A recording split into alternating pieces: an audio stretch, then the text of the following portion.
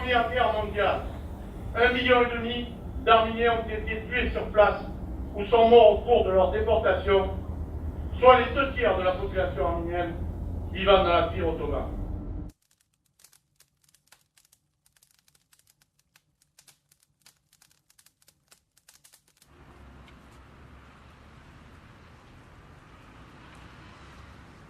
Le génocide et sa négation sont des réalités qui ont été très longtemps niées. Je voudrais rappeler ici combien de fois j'ai été choqué d'entendre des personnes contester en toute impunité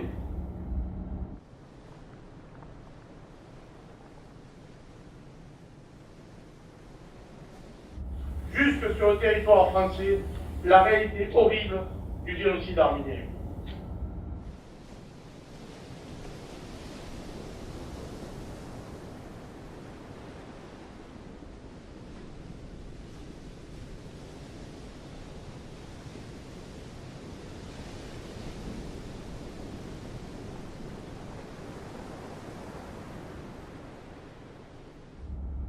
La Turquie en 1915 a été le théâtre d'une extermination méthodique et planifiée du peuple arménien. Depuis le grand procès de Nuremberg, ces actes ont un nom, génocide. Il n'est pas acceptable que de tels actes soient encore niés et leur négation impunie.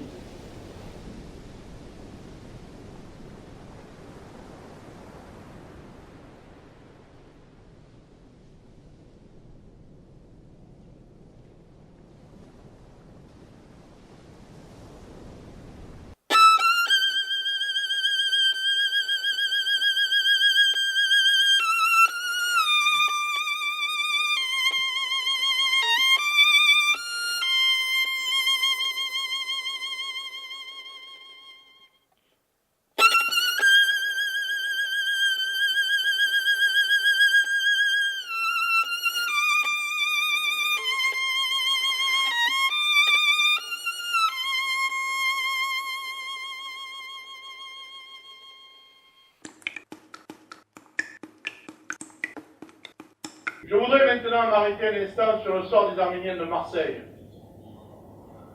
Les premiers rescapés du génocide arménien arrivent en France à partir de septembre 1902, en provenance de Turquie, de Syrie et du Liban, de Grèce. Ce sont pour la plupart des femmes et des vieillards, ou de très jeunes adultes. Ils logent dans des hôtels meublés du quartier de Belzès et de la gare Saint-Charles, où ils s'entassent à plusieurs dans une seule chambre. Beaucoup d'entre eux sont dirigés vers un camp situé à proximité de la gare Saint-Charles. Le génocide arménien a été perpétré à partir de 1915, mais il l'avait été avant. Il devait être le premier génocide du XXe siècle. Accusés de participer à un vaste complot, les Arméniens de la Sublime Porte avaient été massacrés parce qu'on pensait qu'ils étaient du côté de la France, de la Russie ou de la Grande-Bretagne. Cela a suffi à les faire arrêter, torturer, déporter. Au final, près de 1 200 000 personnes ont péri sur ces 2 tiers de la population.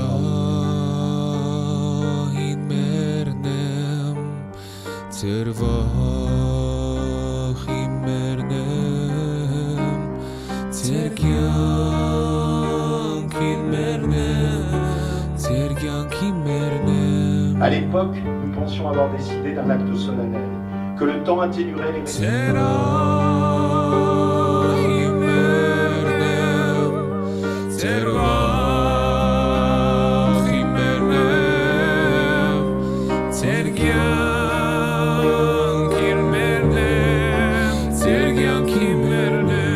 Lors du vote de 2001, pardonnez-moi, nous avons reconnu dans cet hémicycle l'existence.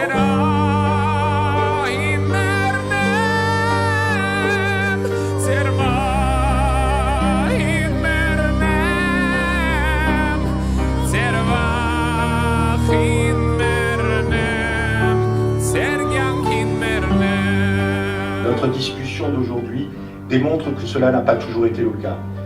Même, remarque, pour des questions si douloureuses et pour des faits si établis, de simples déclarations de principe ne suffisent pas, il faut des prescriptions juridiques. Il s'agit de fonctionner dans notre pays les vérités négationnistes les plus extrémistes. Il s'agit au sein de notre communauté nationale et européenne de reconnaître la douleur de ses frères et sœurs d'origine arménienne. Il s'agit de passer de la reconnaissance morale et politique à la prescription légale et juridique. Monsieur le ministre, en votant cette proposition de loi, nous allons pouvoir faire respecter la mémoire et la douleur des victimes de ce génocide. C'est pour cela que le groupe UMP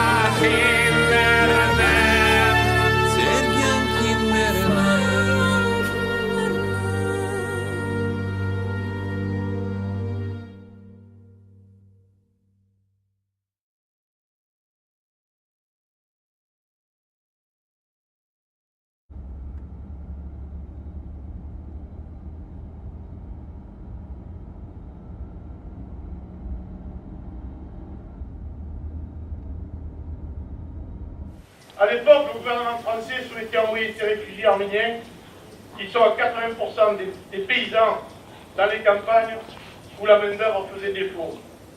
Pour beaucoup, ils trouveront du travail dans les usines, où ils effectuent les travaux les plus pénibles.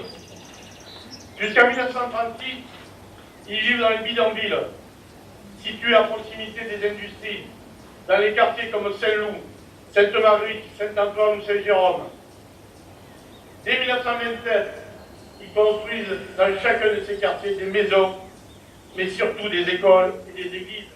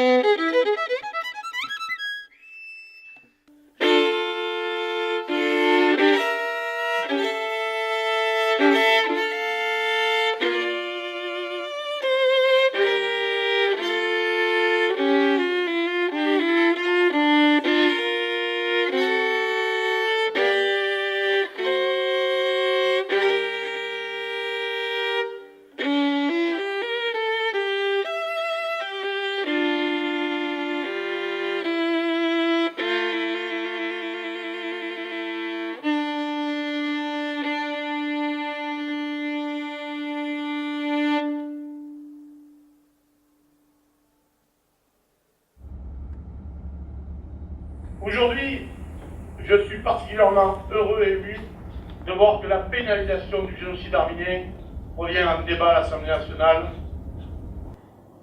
La pénalisation du génocide arménien n'est pas un simple acte législatif. C'est un devoir pour nous, élus du peuple,